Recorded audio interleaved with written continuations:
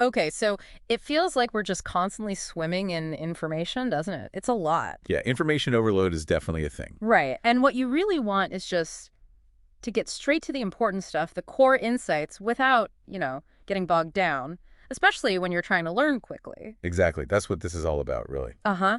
This deep dive, we take a bunch of related info, like today we're looking at the BongoHive newsletter. Which is a great source for what's happening in Zambian tech and sustainability. Totally. And our mission, essentially, is to pull out the key knowledge for you so you get a clear picture efficiently. We're digging into innovation, women in tech, AI, sustainability, all those interconnected pieces in Zambia right now. Okay, let's get into it then. First up, there's a really big announcement.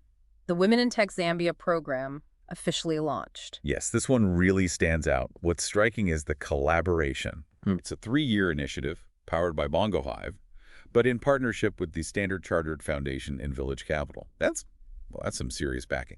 Yeah, it's not just a small project. It signals real intent, doesn't it? Absolutely. And the goal is ambitious, supporting 30 women-led, tech-enabled startups. And crucially, startups focused on Zambia's big challenges, social, environmental, economic ones. Right. It's about using tech for, tangible impact. Plus, the funding commitment. The U.S. $0.5 million investment from Standard Chartered Bank Zambia. Yeah, their CEO, Sunny Zulu, announced it. That's substantial. Very substantial. And getting the endorsement from the Office of the Vice President, well, that adds another layer of significance. It really elevates it. So what kind of support are these startups actually getting? It looks pretty comprehensive. Yeah. They select 10 ventures each year. Those get intensive business training, mentorship, technical support. Okay, so the whole package. Exactly.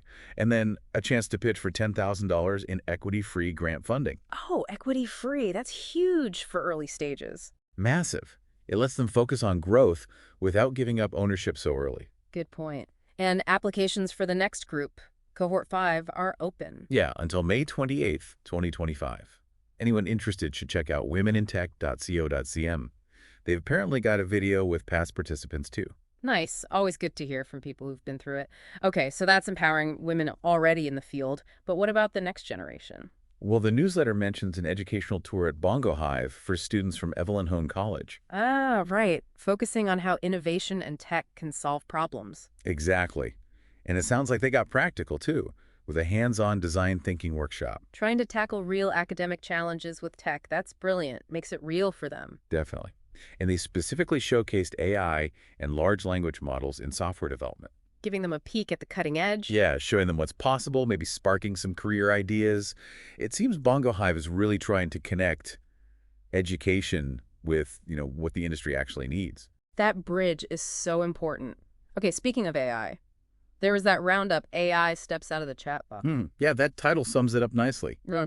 The key takeaway seems to be AI moving beyond just being a tool, more like a teammate. Teammate, how so? Well, they gave examples like talking avatars, open source AI employees, even robots making beds and starring partners. Okay, wow. So much more integrated into physical tasks and complex interactions, not just text prompts. Right, it paints a picture of AI really changing how we live and work. The focus was on breakthroughs in generative AI, intelligent agents, robotics. Things that create, things that act independently. It's moving fast. It really is.